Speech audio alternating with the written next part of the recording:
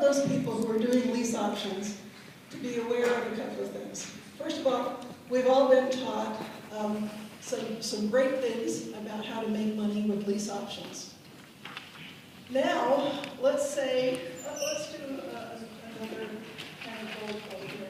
I'm going to work with David for a minute. He's going to lease a home from me.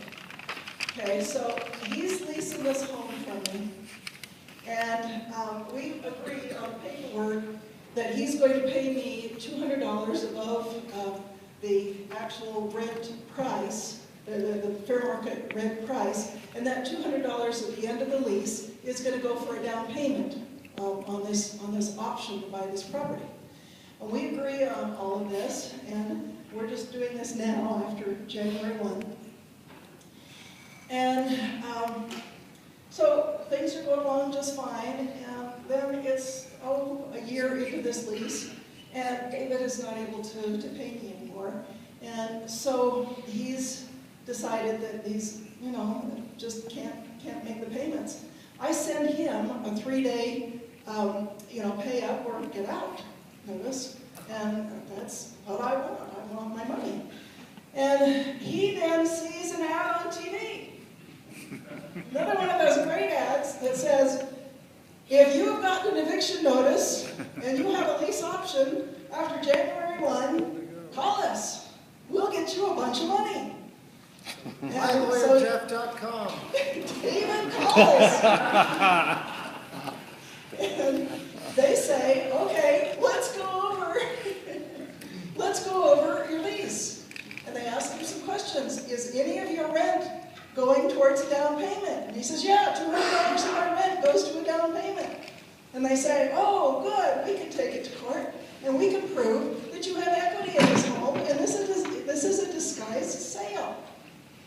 And so David takes me to court, and he wins, and the judge says it's a disguised sale. Okay, well, now my pay up or quit letter doesn't work anymore, because now I have to do what? Foreclose. Now I have to foreclose on him. I can't just evict him. Now I have to foreclose on him. And so how long does it take for a foreclosure now? 4 months. 7 months. 7 months. So now I have to foreclose on him.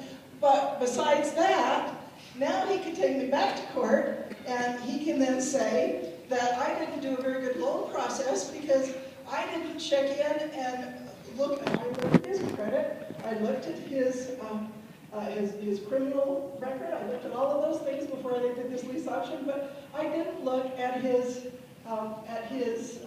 debt-to-income ratio. I had nothing to do with his debt-to-income ratio. That wasn't important to me. He made 3 times the rent in his income. That's what I use as a rule, and that's the only thing that was important to me.